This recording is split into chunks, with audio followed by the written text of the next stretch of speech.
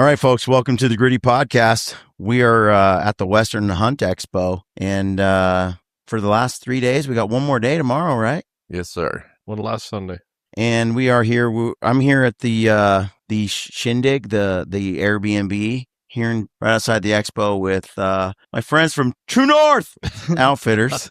It's True North, right? True North. Absolutely. Alberta, Canada, black bear, a little bit of moose too. Yes, sir. And I hunted with you guys. We actually have done a podcast before, but we sat down and I did a hunt, and that was a while ago now, but it was my first baited black bear hunt. And I flung some arrows from above. It was death from above on some 7-foot black bears, and it was very cool. I'm saying they're 7 foot. I'm pretty sure they were, but Marty's was a little smaller than mine, but he tried. But mine was heavier. Mine is actually a better bear. Dude, that bear was so fat. And so by the time people hear this podcast, we should have the movie out. And hopefully they go check it out. But I wanted to talk to you guys a little bit about bear hunting and some of that experience. We did a little bit when we were in camp a couple years back when we did this in that June. But so Jeff, I've been working on the movie edit, okay? And I have a lot of questions that came up about baiting bears. And one of the things is giant Rice Krispie treats. Is that like the way to go? Like, we switch it up. We always have some sweets. We always got meat. I think I just ordered 10,000 pounds of brownies for this spring.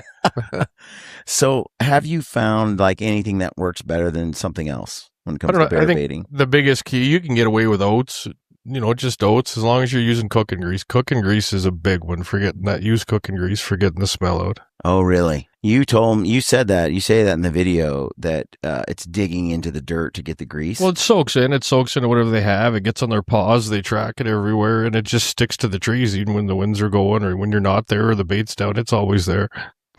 So one of the questions I had, because the bear I took had no teeth. It was also shot in the eyeball and the neck too with a rifle. Remember that? Yeah, it was a 22. It was blind. I see it now when I look at the video in hindsight. He's blind in one eye. No wonder I got him. Yeah, that's why I found your side. Dude, he is so old. He has no teeth. He's at the gum line. I remember that.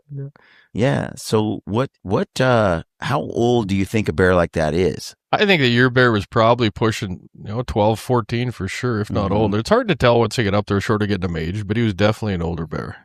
Yeah, he was, I don't know how much longer he lived. And when I look at him, because I got to look at the video, in the moment I had a hard time judging him. But afterward, you could see the shoulder bones and you can see his ribs. And I could really tell that he was tall and big. But he was lanky too, but he wasn't nearly as heavy as he should have been. No, he was skinny. Yeah, he was really skinny, and I think he just chewing. What's he gonna chew on? Like there wasn't a lot of teeth left. Gums are like gonna gum it to death. Just stick with the Rice Krispies, melt in your mouth. The chocolate. That's what he was eating. He probably wouldn't have made the winner. Yeah, made that winner, right? He wouldn't have gained enough weight. Marty's bear was absolutely a fat ass, like on a whole nother level. Totally different look to it. Totally different bear. That's why we picked him. That bear is gorgeous. Yes. Like just the coat and the health on that bear. Now, you said you had a bigger bear up there than that one. Yeah, the year before that, we had one that would, if it wasn't 8 foot, it was 7'11". I know it sounds like an exaggerated number. If anybody wants to see a picture, I'll send it. But that bear was huge. That Bose? Yeah, that's one that Bo ends up. That thing was, I've looked at that video many times. It looks like a grizzly bear.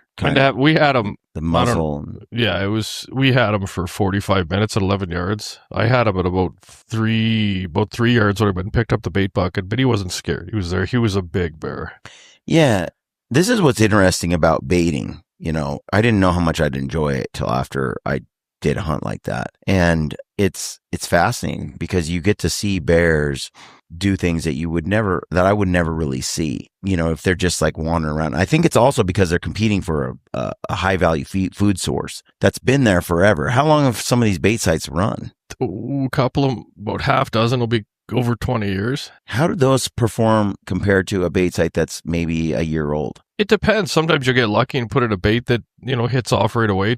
Just about all our baits are active fairly quickly, but those older baits, I usually put them out in order of their age. Sometimes we'll say we'll put out baits a week early, and then within 2 days you're like, why did I put the bait out so early? Because they already have 6 bears on it. We're feeding them every second day, and but I'd rather overfeed them than underfeed them, right? But they know those baits are there. This year I do moose hunt in the same area, and inside of 20 miles, just traveling after we flew out a couple days, inside of 20 miles within 5 different baits, 5 bait sites, there was 4 different bears within 300 to 400 yards where we access those baits, just out eating grass, getting ready for to den up. So I don't think they den up far from me either. Yeah, that's interesting. I wonder, because I was talking to some guys that are from Idaho and Wyoming that do some baiting as of late, and they talk about it. It's a bit different than their experience than yours, in the sense that the bears seem to be a lot more skittish around the baits and coming into the baits compared to where you were. Some of those bears, they like chased me off. I shot my bear, and I had a bear like hoofing at me and trying to make me leave, and it wanted that bait, and it was like, this is my bait now. And it was different, where up there, they kind of push into it and the bears will leave. Like, what's your experience there? Well, I think our bears, they're bold. They see next to no people. We guide right on the south side of the 60th parallel, so a lot less people. There's next to nobody hunting them outside of us. It's so different than hunting deer, though, because you walk in and you dump something like every day or every second day or whatever, yeah. And so they smell you. They know you go in and they know you go out. Well, we try, and it works, where they'll associate the sound of a truck, the sound of your quad, the sound of your boat coming in. And we've done it countless times where, the bear quite often comes in right away. Quite often they're on the bait when you're baiting them, but they definitely, as soon as they hear that engine start up and you leave, they know the food source has been brought, or there's new food on the bait, right? So how many of these bears are like, they're not old enough to shoot? You kind of get familiar with that bear. They're not like on the target list. Different bear comes in, anyway, 2 years, 3 years goes by and they grow up and now they're on the list. Does that happen? We get to know some of the bears you'll see year after year, especially our sows, because we get to know our sows really well because we try not to shoot them, right? Right. And they typically stay fairly close within a bait or two. And even the big boars you'll see, and you'll remember from last year because of a scar or a white V. We have a lot of the bears have some white on them too, right? Yeah. So do you see a lot of bears, if you see a bear 1 year, do you see it come back again, like a big boar if you don't get it? Or is it like a new crop of boars come in? You always get new ones, but typically, obviously the bears do have some mortality and move on, but typically you get the big bear, they come back. Mm-hmm. Sometimes there at the end of May, we'll get new bears just coming in out of the blue once they're starting to breed. But typically the bigger bears you'll see come back every year in the same general area. So how long have you been working in this area with True North? Probably 25 years anyways up there. It's been a long time. You get to know the area pretty well. You're old. I'm not that old. Marty's old. Marty is old, yeah. Not quite as old as you think. 58? Yeah. Hell yeah. Dude, Marty, your bear's pretty awesome. And in that video, that bear comes in and I'm telling Marty, I'm like, are you going to shoot it? Are you just going to look at it? And Marty's like, basically alludes to the fact that it's not big enough for him. And I can't tell if Marty's joking or not joking. So I'm like, do you want me to shoot it? And then Marty's like, yeah. And I figured out he was joking. And, but that thing was, tricky. He didn't just stand there and get shot. Like as soon as he heard a little creak or a sound, man, he was gone. He pretty much knew he was there. He watched us. He knew what he wanted. He wanted that bait, but, he was very. Yeah. What do you think is going on there? Calculations wise? Like, it's like he can't quite see us. I swear he looked at us or past us a few times, but when he hears a sound, he knew that there was something making a sound right there. Right. But I think the sweets and everything was enticing him, to keep coming back. Yeah. He was on the edge, but he wanted what was in that crib really bad. Yeah. Do you see that? Like, where they override their for food. You do, and sometimes it goes a step further. Like that one the year before with Bo there, that bear, he slept there. He laid on his side, or 11, 12 yards. Marty's was kind of at that point where slightest noise, he was gone. You had to really watch it. And about every I don't know, maybe 4 or 5 years, we'll actually have to take a stand, move it 10 feet, just because they know something's there. They don't know what it is. And it's usually those big old boars. Mm-hmm. I just think they're smart. Mm-hmm. Yeah. Right. But Marty's, wanted to eat. He was hungry. He was big and just Larry. How often, I think they get, first of all, I say this about bears. Bears are like elk. Bears are like, the way elk are with sex, bears are like with food. They're food driven for sure. Like, you call an elk in because he thinks he's going to get some, and you put an arrow in him and he's like, that hurts. And you bugle and he comes back and you shoot him again and he runs away and you're like, and then he's still not dead yet. And he's like, comes back for more when you make that cow call. It's like, they just lose it sometimes. And I think that's kind of how the bears are too when it comes to food, and they get possessive or they just get hooked on it. It's like heroin. I think they just get hooked on it because, like when you're going into bait, when we was up there, you'd actually sometimes just see them just right behind the bait site watching you. Mm-hmm. In fact, I mean, that was pretty intense at times to see them peeking at you as you just had the buckets of. Yeah. I don't like doing that at night. He sends me out. You send your son out to dump at night? Sometimes that year you guys were up just after you left. Marty and I ended up doing a lot of baiting between like 1:30 after I got back from bringing hunters back till about 4 a.m. because they had that road closed during the day for fires, right? Yeah. So Marty and I and Carter had a lot of bait runs in the dark, running into baits in the night and bears. And that's where that peak light really comes in handy. Yeah. That's a nice point you just brought up right there. Everybody get a Peaks headlamp. Oh, yeah. They're bright. They're wonderful.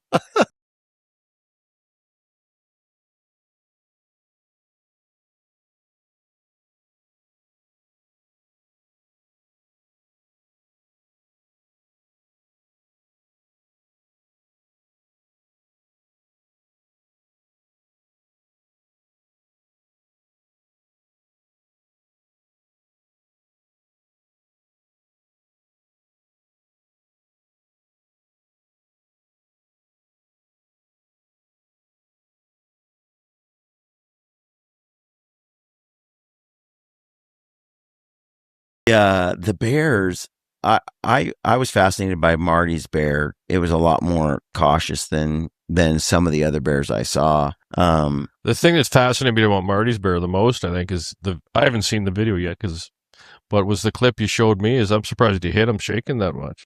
Yeah, there was.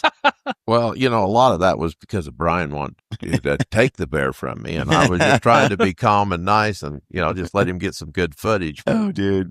That was intense. I actually filmed. I was filming and I was looking at Marty's steadiness, and there was a bit of a wobble in the. I was like, "Is he gonna hit that thing?" And but he didn't go far, did he? No, the arrow though. When we did our after forensics, dissection of the bear, a little bit forward, and then that shot was done. But it fished right into that rib cage and found its way down inside. That's because he flinched just as I released. He went, dude. When I first saw the arrow go in, it went in because it's such a steep angle, and it went in behind the shoulder. I thought that it just went behind the shoulder and was coming out around the neck or something, and didn't hit the rib cage. But then as it jumped over the logs and started running, you see the arrow like in a. Yeah, and then the right space.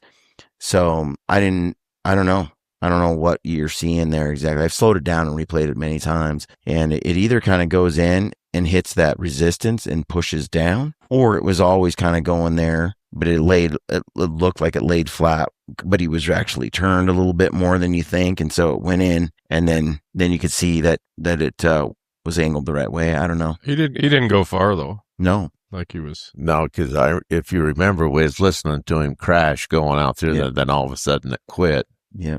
And you said, what do you think? I don't know. No, it didn't go anywhere compared to Jason Hansen's bear, which they run like miles. Well, that's because of these estrogen that he holds. But. It's that little 2-blade broadhead that he uses on some of those bears. It's the first time I've had to go swimming to recover one.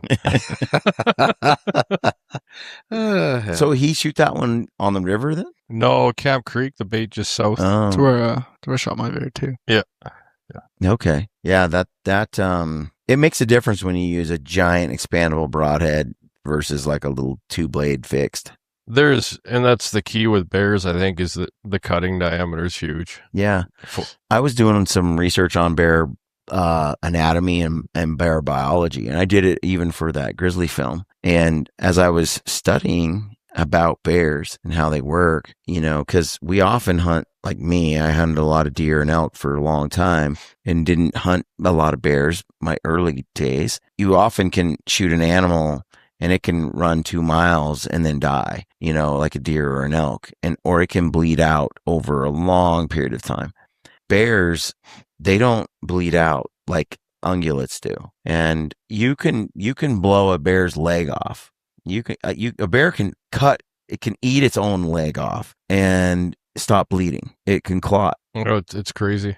Or even that's why having that even pass throughs. You don't have those bleeders. You don't have the big cut in diameter. It's amazing how fast that the skin slides over. The fat seals it up, and you just lose it. And they have a tremendous ability to, their blood vessels constrict and stop blood flow. I mean, if you took an elk's leg and chopped it off, it's going to bleed out. It's just not going to stop. That's just too big of a wound. You can cut a bear's leg off. There's a couple mounts in Utah where the bear's missing the leg because it got in a trap and it just took it off and then just went on with its business. It doesn't bleed out, and you see some of these bears lose their limbs and just still function. So it's kind of interesting to look at it, and the blood pressure in a bear is so different. And the other thing, when a bear is hit with a catastrophic wound, it doesn't have the same amount of blood either. It's got way less blood than a deer, for sure, or an elk. So it doesn't have much to lose to begin with. So when you break through, it just passes out. It loses blood pressure fast and it's over. But if it doesn't lose enough to get to that state, it'll just close up and stop bleeding.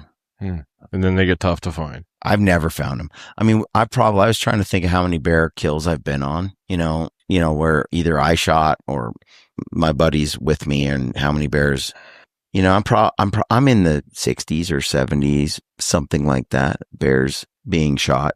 And any bear that went more than 100 yards, I mean, most of them we've never found. I'd say maybe, like, even with us, I think anything that goes with that 80, 100 yards, after that, you're probably down to about 5-10%, if that. Yeah, that's my experience and too. The one game changer on that for us too is the dog. We can track now with dogs, and it totally has changed the game for us quite a bit. Yeah, I think, and I never would have found them, right? Just because you got that green foliage, even if they're bleeding, it's so hard to track sometimes. Well, and even though they are, it's because in my experience, they either die or they don't. Typically, you have a good shot on them. They're dead within 40 yards, or less, right? 30 yards.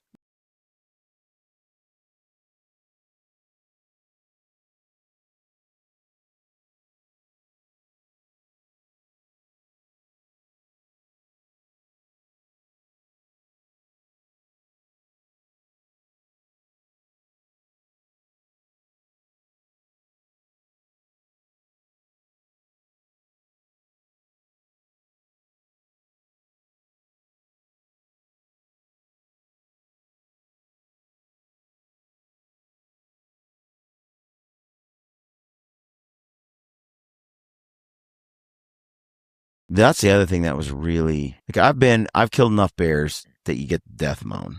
But when I shot at your place from your stand, I shot it like less than 20 yards and then ran to my right and died at less than 20 yards. So I watched it die. I filmed it. I filmed both of my bears die like 20 yards. They both ran the opposite, but both died within 20 yards of my stand. And they collapsed because they lost blood pressure too fast, with that 3-blade that's like putting a pop can size hole through it, and it comes out both sides. It took like boom, whoop, and then it just falls over, passes out. Whatever it does, just loses too much blood too fast. And they stop, I mean, almost instantly. You hit a bear in the vitals like that and you put a wound channel in it like that, it's almost instantaneous. It's the fastest death I see. It's super quick. And that sound. So all the animals you usually shoot, like say you shoot an elk and it gets a pass through. And that elk runs 40 yards and stops in a meadow and is standing there. It gets a little woozy and then whoop, it falls over. Sometimes that's kind of fast if you hit him, especially a hard shot or something. And it falls over, kicks its feet, and it dies. And I'm like, yes, you know, you kill a bear, it runs 20 yards and it dies, and you feel like you murdered a baby. It makes sounds that just make you feel like it suffered, you know. But I've recently learned that they're not conscious. Like the bear moaning sound, I 100% agree. Is actually, these scientific papers, these studies, they're like, it's actually the involuntary reflex system of air, of the lungs collapsing and causing something to happen with the way the air is in the throat and stuff. So it's actually, the sound sounds sad, it sounds intense, but it's actually just the sound of an unconscious death. That's part of the process. And on the other side of that, it's a terrible sound to see. And actually, when I'm videoing, I shut it off. I don't like it. You know, you hear it. It's something you should hear, but it's something that everybody doesn't need to hear. It's a good sound because you know that bear word's death moaning is dead. Yeah. Yeah. And we've heard it. I've heard it quite a few times from anywhere from, 5-10 seconds to almost 2 minutes. Me too.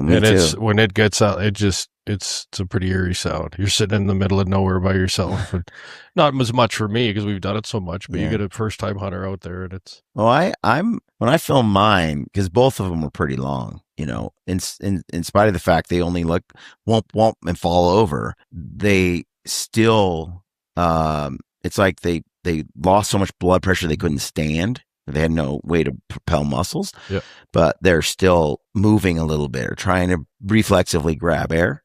So, and the moan was long, especially one of them. And, I recorded the whole thing. I wanted to see how much I show in the film. I haven't quite decided.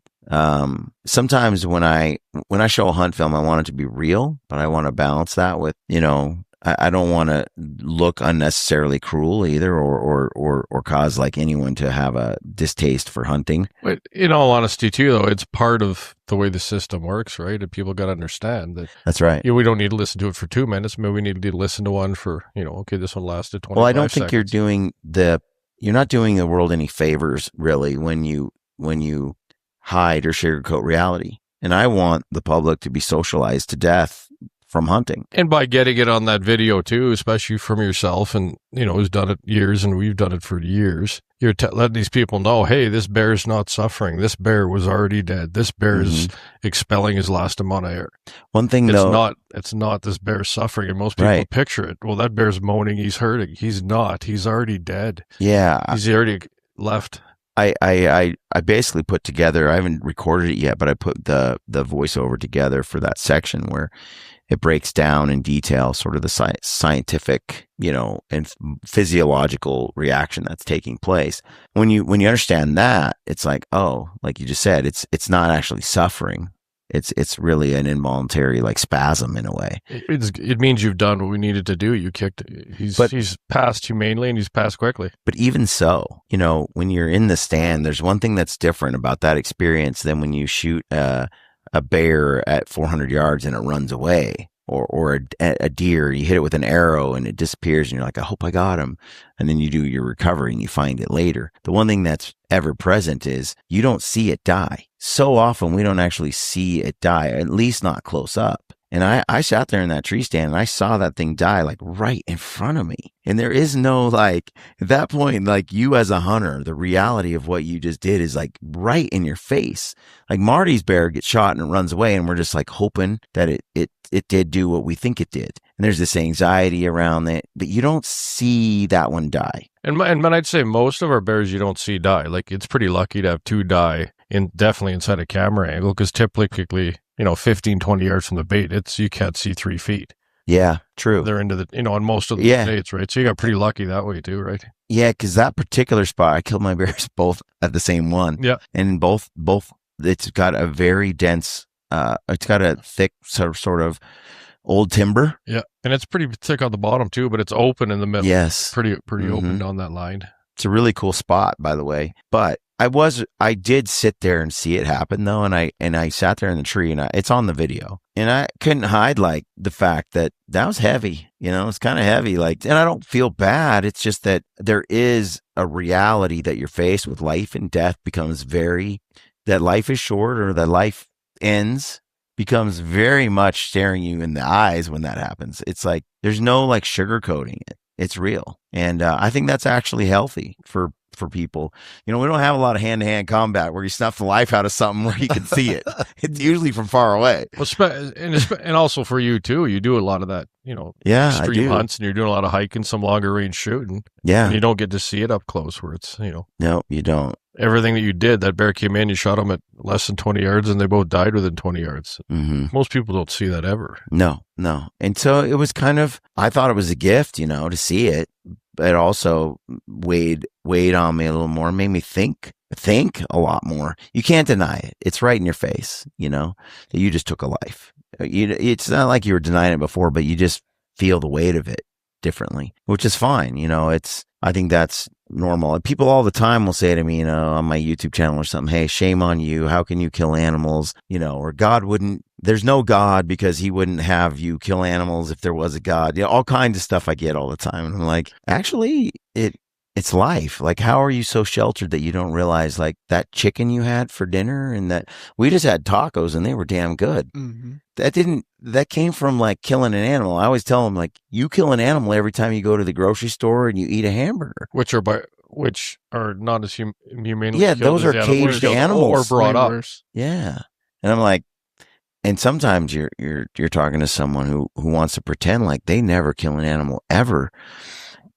Totally denying reality, but every day they do it. And they just don't even in other ways it. they kill them too. Yeah, with their checkbook. Well, I'm too old, their debit card. What do I say? Like their Apple Pay? They kill it at Uber Eats every time, Oh yeah, they shop. Like these people that eat full organic, they don't realize all the sprays and everything that's sprayed around that kills everything to make that organic for them where there's nothing in it. It's just another way of nature. Yeah, that's even true because this debate on wolves has been at the forefront a lot. I just did that wolf film recently. And, before wolves were in some of these spots in Idaho, there were some herds that were pretty famous. And some of those herds were 16,000 elk. And, a sustainable harvest rate for a herd of elk is maybe 7 to 10%, meaning, you could, as a population, harvest 10% and not decrease the overall herd size, because that's the sort of the reproductive rate. So 16,000 head of elk, you can kill 10% of that. So 1,600 elk every year. And you'll still have that you can kill 1,600 it's like principal and interest, living on the interest. Exactly. You're not touching the principal. It's no different than over harvesting, right? Yeah. So they're all kicking along, and that's 1,600 tags. Well, that herd of 16,000 is now, after wolf introduction, is now under 2. And now you're looking at 200 tags instead of, 1,600. And you multiply that effect across all these different states, and there's a massive loss in harvest of wild game being used for human consumption. And when that happens, that is an expense, along with the problems economically with cattle ranchers and other outfits that are also trying to make a living. But that aside, you have those animals that you do have that reduction in wild game. And when that happens, it's like, well, where do you pick that up? It's something like 1 million pounds of, there are 2 million pounds of like game meat that's no longer available because you fed it to the wolves. So now what? And it's like, well, crops, more cattle. Well, those displace wildlife too. So you know what I mean? Right. All these things are like finite resources. And part of the problem that is you get, like hunting, a lot of science is hunting, a lot of nature, a lot of everything is hunting. Mm-hmm. There's science. But I think too many people just see a dog. They see a wolf. Your pet, people have dogs as pets. And I just don't think so many people are set in their ways that it won't take 3 minutes or even 5 minutes to sit down and look at the science Yeah. You know, if elk had always been a dog and dogs were elk, it would be opposite because they didn't grow up beside us. They're not our lifelong friends. Yeah. But so many people aren't willing to sit down and say, "Here's the science. Mm-hmm. Here's why we need 150 wolves. Here's why we don't need this amount of wolves." Right? You know, there's two sides to every story. I mean, of every fence, and you look at it, and that same article I was reading that the moose population up north is almost nothing now, where it used to be thriving because of the wolf. Yeah. And they're gone in this area I was talking about. There used to be like tons of them, and they're virtually zero. Yeah. And where they used to sell quite a few permits and everything, now there's absolutely no moose hunting at all because of the wolf. But like Jeff was saying, though, people's got a emotional connection to a dog. It's emotion versus science, right? Yeah. Exactly. And it's on those harvest rates where you're at, you know, because you're taking a handful of bears every year and have done so for 2 decades. How do you know what your sustainable harvest rate is? Like, I think the best way to do it is experience. Yeah. I've been killing huge bears big bears consistently year after year for, 15, 20 years. And I think it's easy. We could all shoot 2 bears. Mm-hmm. And I'm pretty hard on the guys, yourself included. Mm-hmm. You know a lot about bears. A lot of guys don't about shooting boars. Mm-hmm. We typically shoot, 25 bears. We'll shoot anywhere from 0 to 3 sows, and it shows. Mm-hmm. I think if you're out there getting greedy, shooting a bear to shoot a bear, not harvesting mature boars, you're going to see it year after, You're going to see that population decline. For sure. I don't mind. You can shoot a sow, but you shoot a sow, it happens. But over try bait, to shoot boars. Have time to, that's the thing about, I tell the guys, if you're not sure, wait 10 minutes, wait 5 minutes. A lot of these baits, you can actually wait long enough and you can sex them. Yeah. Yeah. I think something that people don't understand too is how long it takes for a black bear to have a litter, and then how long it takes for her to be ready to have a second and a third. These babies stay with them for a while. It's not like a deer that has a fawn every year. They have to be 3 years old before they can be bred. 3 to 4, yeah, and then they're kicking them out after the second spring, I guess it would be. Yeah, so you got 3 to 4 years to wait. Then you got another. Once you have some cubs, and it's supposing the boars don't eat them or something else. Then you got a 2-year window of her taking care of the one she has. And then boom, she's back in business to have another. It's not very many. And then they live for X many years. They only got so many cycles. So when you kill a black bear or a grizzly, a sow, you're seriously decreasing the potential for the population to grow dramatically. Where you pull a boar out, it just sort of makes things better all the way around for everybody. You pull a boar out, another boar is going to come in and breed that sow. Yeah. And you've taken one out of the equation. So you found by that management practice, there's a renewable crop. It's kind of like a renewable crop of big boars every time. Yeah. Plus, you're saving a lot of the babies because every boar you take out is less killing of the. I can't believe how especially the cannibalistic bears are, man. Yeah. Well, they are murderous. Food driven. I didn't know how much till I actually saw them kill cubs and saw them chase even juveniles and kill them. Mm-hmm. No, they will. They absolutely do. Those big boars are king of the block. But I think the bigger the boar is, the older he is, the more likely he is to kill. And he knows, he has that instinct. Hey, get rid of this bear. Yeah, then because it'll bring the sows back in, and he can breed again, and it's just and people think it's this little cub they kill. No, I'm seeing them. If you got a 50-pound weight differential, that's all it takes for the big one to kill the other one. Yeah, it's no different than me at 190 taking on a 260-pound dude in a ring. It's probably not going to win that. It's just the weight is different. It's a big dude, and as tough as I am, I ain't that big, compared to that guy. So I think sometimes I've seen bears where you're they seem reasonably close in size, and I've seen the bigger bear just kill it. Actually not that tough to kill it. Have you seen that YouTube video, by the way, where it's the worst or the most deadly bear fight in history or something? It's the title, it's a clickbait title. Maybe I can't say. These two bears are on the water, they get competitive and they go at each other. The two grizzlies? Yes. Yeah. And they do not stop for like an hour or whatever. Like they're not an hour, but they're going for eternity, ripping each other's hard. They're ripping pieces. Like they are ripping pieces off. It's like they're killing each other, and neither one would back down. I mean, I was like, one of them's got to die here soon, and they both just limp off, maimed to pieces. I'm like, what did you accomplish? Neither one of you. It was brutal. Just instinct. Oh. And that had to hurt the next week or two if they survived. I mean, it was bad. But yeah, I mean, bears in general, I've seen them like really kill each other. Now, do you have that level of sort of, are the bears that competitive up there? Or are they more laid back? They're a lot more laid back. There's definitely a pecking order on these baits.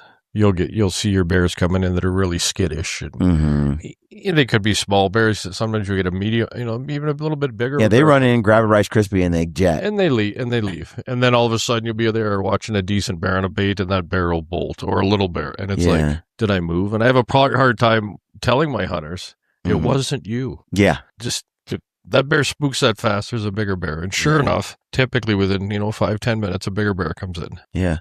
What's been your experience? You have a really high success rate. What's that look like? Our success rate on bears? It's not a very good number, but it's 150% on 2 bears. I know it's not correct, but we run a 2-bear hunt. We've always run it as you pay for your first hunt. Your hunt includes 1 bear.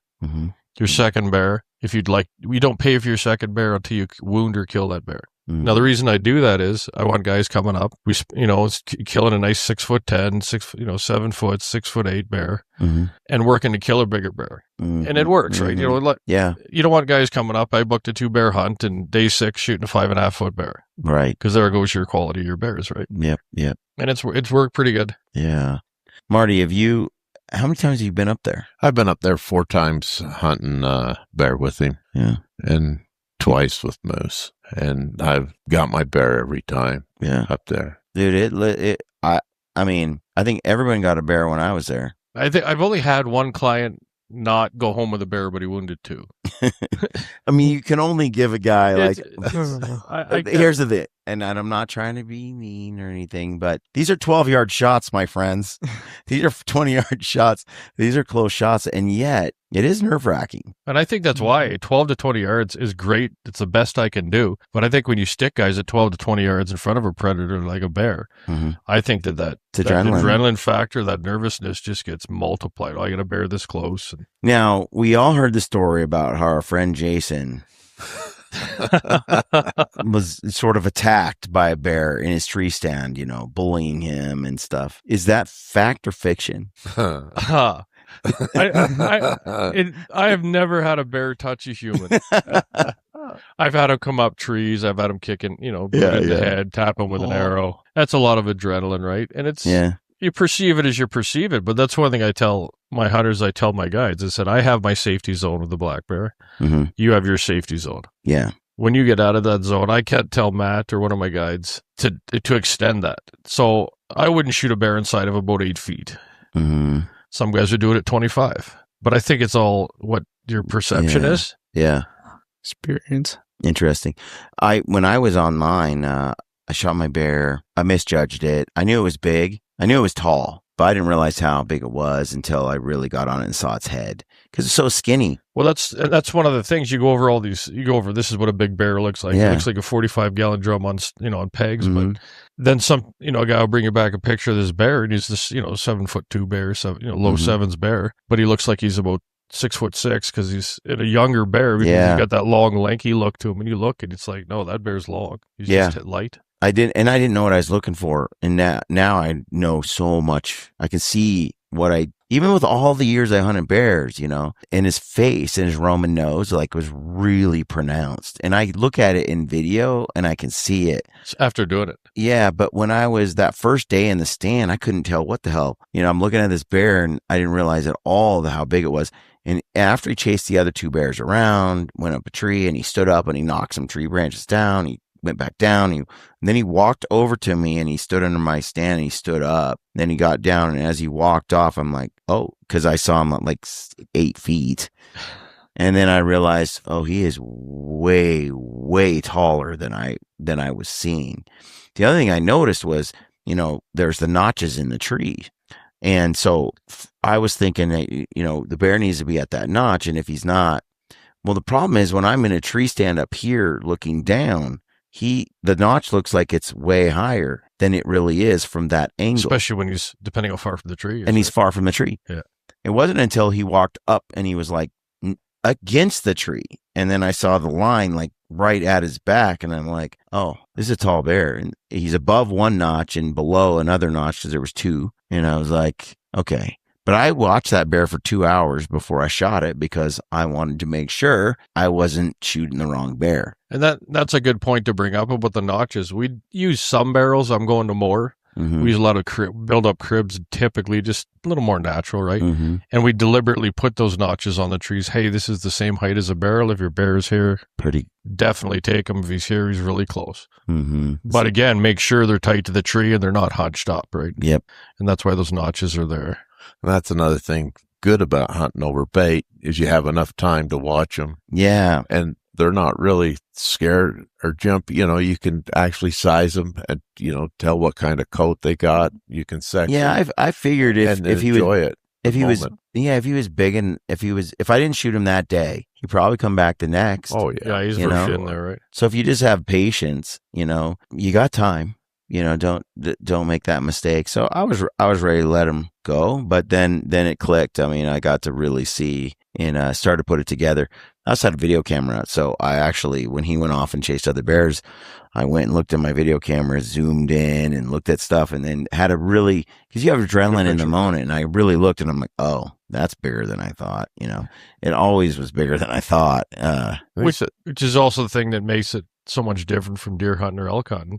Mm-hmm. You're looking at that video 3 minutes after you saw the bear. Yeah. And you probably had to shut the video off because he may have been coming back. Yeah, he was. He's coming back, turn it back on. It's so wild to see. Another question I have is that when I shot my first bear and it went over there and I got down and I was looking at the bear, it's right under my stand. Well, another bear came out of the woods and kind of like started making all this noise and started like huffing and stuff. And then it came over. It was kind of like bullying me a little bit, and I'm like, okay, whatever. And then it started like running at me and stopping, and then running at me and stopping. Yeah. And I'm like standing over this bear, and I'm like, get out of here, thinking I'm tough, but he just wouldn't stop. And I'm like, well, maybe I ought to just start like back out a little bit. So I did, and then he followed me and escorted me all the way down the trail, past the tree stand, and out. And I was like, and then I saw him go over to that other bear and he just like pounded on it, a little bit, and then looked like he went over and started eating the bait. I think he probably knew it's now his bait. Yeah. Yeah. He's taken over, right? Maybe hierarchy. Yeah. I wonder if he's the one I killed like 4 days later on the same bait. Because the one I killed was a big bear. The second one I killed was a big bear. They're both big bears. All three were big bears. Yeah. Nice bears. Yeah. It was so that was another thing is looking at the exit wounds, entry wounds from one broadhead to another. It is undeniable. You even see it with having different hunters in camp every week, or you got to get, we run so many bow hunters, and it's amazing to see with the broadheads, the difference. And there's a huge difference. Setups different. Yeah. And well, I was shocked with how big the hole was. And then I've just been giving Jason crap ever since. We should tell him he's not allowed to bring him anymore. No, he's not. He has to use a mechanical big old broadhead. I have boxes of them. I'll give him some.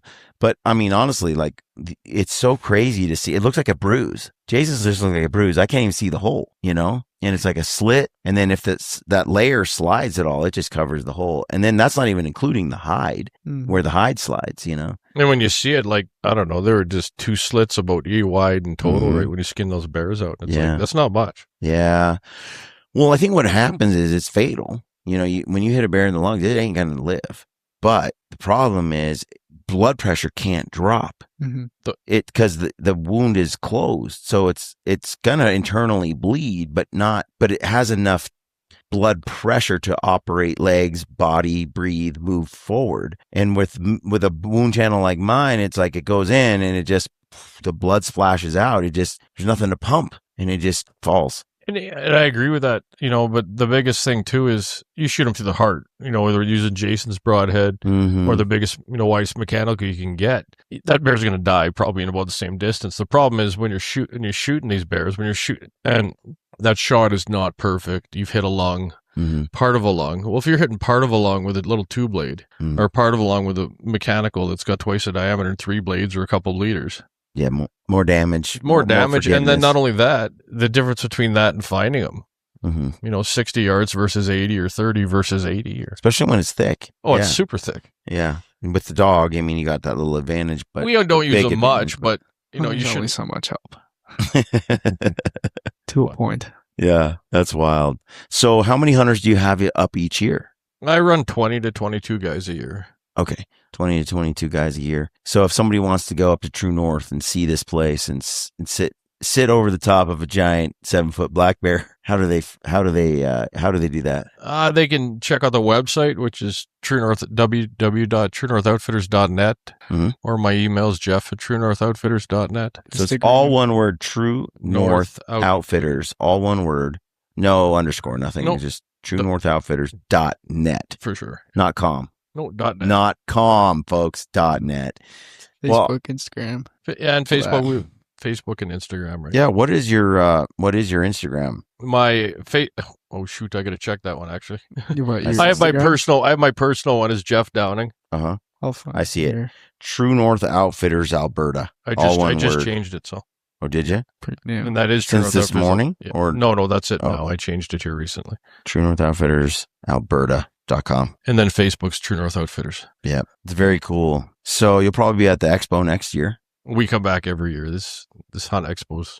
So they can check out your check out the booth next year. But I highly recommend, if you're interested, and I think you should, I would highly recommend everybody do at least one of these baited bear hunts. And here's the thing: how many repeat guys do you have? Crazy. I get guys booking. Look at Jason. Jason's come every up year 4 of the last 5 years. A bunch of other big groups, from Utah. Scheffler's are another big one, but it's just repeats. And then you'll come with your buddy and 4 other guys. Then 2 of those guys have come so many times, and they bring 2 other guys, and it just keeps multiplying. And then it's still getting every year. It's half dozen new guys. That's a testimonial, though, to what you're doing when you get repeat guys. I want to go back. It's just such a cool experience. And the bears are big. And you're close, right? I was thinking something I meant to touch base on, ask you about is we were chatting about you're so close to them, you see a lot of things you've never seen. Yep. Now, even from the point of view of a guy who likes that long range hunt and he likes to spot and stalk, I think if a guy does even one baited hunt, you learn so much about bear identification, what to look for at close range. And I think that would help you in your long range bear identification and hunting too. Well, if you have a passion for it, you're into the animal itself. Yeah. And you're never going to see the bear do the things it does.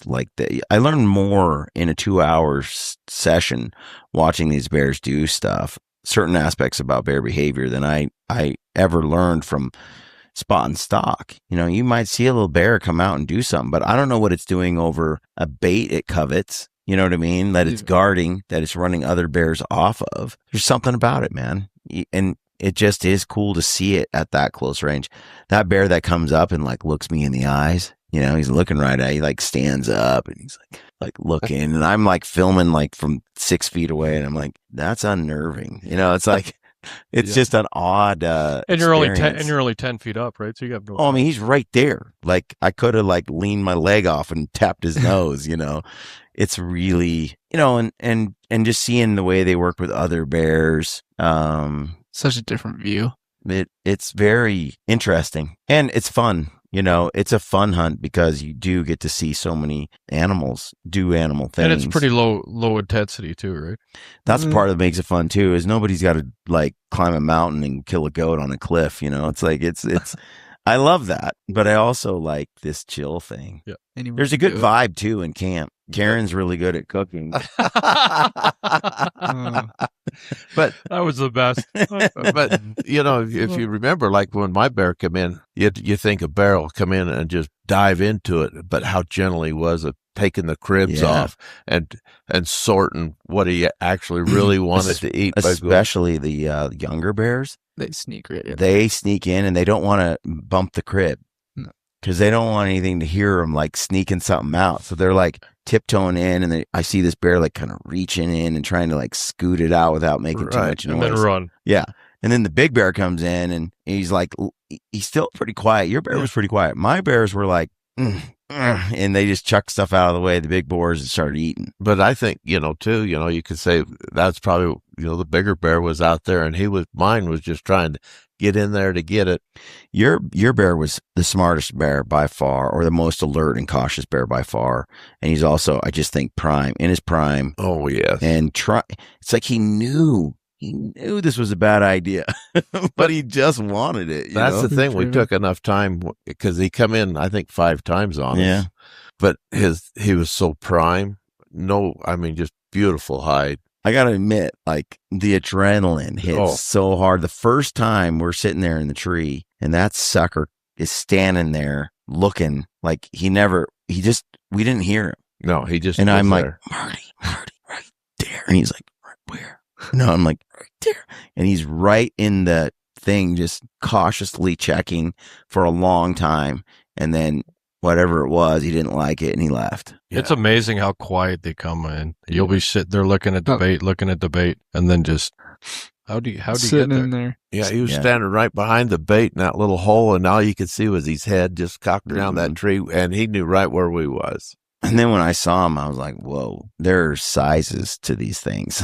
My bear was pretty big. This is like so much bigger, just girth wise. He was a big bear. Yeah. And the coat was that's one thing about your area too, is the coats are really, I've killed bears in lots of different places around the world. And those Alberta bear coats are really thick. And heavy. Yeah, they're very nice. Very nice. It's so interesting too, because I think I told you this, the ones that you kill like in Southeast Alaska where it's really wet, the fur is coarse. It's not as water absorbent. It's like a little bit of a different feel. And then your bears are just so fluffy and soft. Yeah. So that was because I have a number of bears, from a couple from you, a couple from there. And it's like, even at home and you touch them, they're very different. It's pretty cool. I recommend everybody go there at least once, especially the other thing too. I thought about this is like my dad is getting a little older, like Marty. And so he's the perfect, this is a nice hunt for him to do that gives you a lot of adrenaline. You see stuff close up. It's archery, which he loves. And the same thing with kids. Well, kids are perfect to it. What's that? There's so many options to it. Yeah. I mean, we had what's his face, Hunter, come up 2 years ago. It was from the wheelchair. Yeah, that track wheelchair. He shot that bear from a ground blind. Yeah, shooting a rifle off an iPad. Yeah, had bears brushed up against his blind, and it was like that was one of the best nights of my life, dude. That was very rewarding, right there. Yeah, it's for kids, and kids too, right? Like 10 years old, you come up and go through that adrenaline. It's not boring. You're seeing bears. It's. Like, we brought my cousins up there when COVID shut everything down. We had nothing to do. My little 9-year-old cousin sitting in a tree stand, freaking out, not seeing bears. I bring friends up there all the time. Like, everyone comes up there and has a good time. Like, people bring their wives, their kid just comes sit along, come see a bear. It's a great hunt for like a newbie or a newer hunter or one that hasn't been around bears. It's very cool. And it's a great hunt too that, I see it a lot where you'll get a father-son coming up and they're 14, 15, that around that age, and dad's all worried. Can I sit with my son? You can sit with your son every night. Yeah. I tell guys now, you can sit with your son every night, but I guarantee you by night 2, he's going to want to sit by himself. One of the coolest things that happened is Jason Hansen, Bo Hansen, been up quite a few times. Jason and Bo, short of us dropping them off at the bait, went out, sat on these baits the same nights, judged the bears themselves. Yeah. 16-year-old kids just sitting out there and killed a 7'2" bear. That's cool. Yeah, that's what I'm talking about. There's options there. And then like when Dave come up with his father and then brought his son, so you had 3 generations there. It had the whole camp. That was pretty awesome too. And it's neat to see that. And then time you get to spend with your kids, and you get that time to hang out. And it's still an affordable hunt too when you stack it up against what's out there. I just got back from Sheep Show. I gotta mortgage my house to go on a sheep hunt. Yeah. You guys killed any sheep, by the way? I haven't yet. No, sir. Man, that's probably not going to happen anytime soon. No, not in my lifetime. So, well, I think we're good. I think we're good. I agree. Anything else we want to add? Check out TrueNorthOutfitters.net. Yes. Something about Rachel? Did I hear Rachel? No, Karen's a hell of a cook, though. Karen is a great cook. And we're all number one.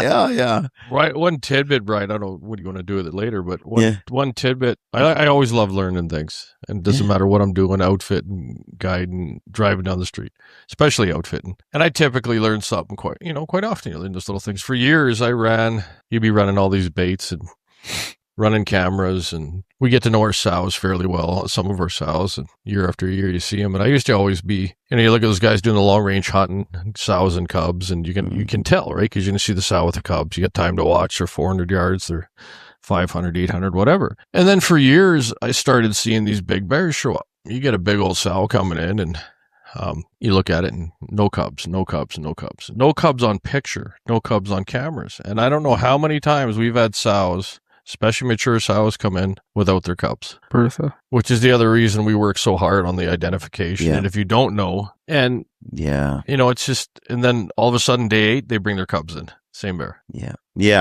I think that's a lot more common than people realize. And so when you're settling on a sow, it doesn't mean it doesn't have cubs. You just didn't see them. For sure. No, it's like Bertha. For 4 years, that was our breeder sow of that area. We did tell Hunter she's a big sow. Like, a lot of people I saw her. Mistake her for I saw her. She's giant. Yeah, we would warn hunters, like, don't shoot this bear. She's very smart. If she has cubs, you probably won't see them for a while. You might. She's smart. She knows what's up.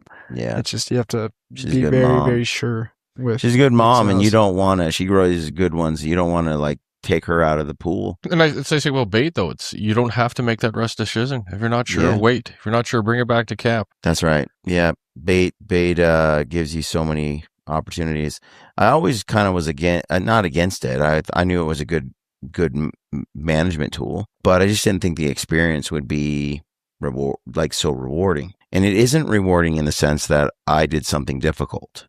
I show up, you do all the work. I show up and have a good time.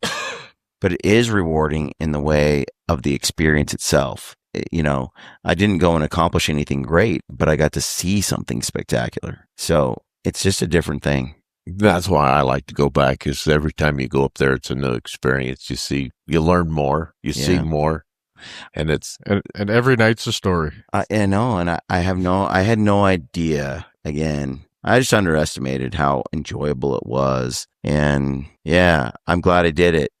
Jason invited me, and he's like, "Come and do it." And I'm like, "Eh." He's like, "Come and do it." Come and do it.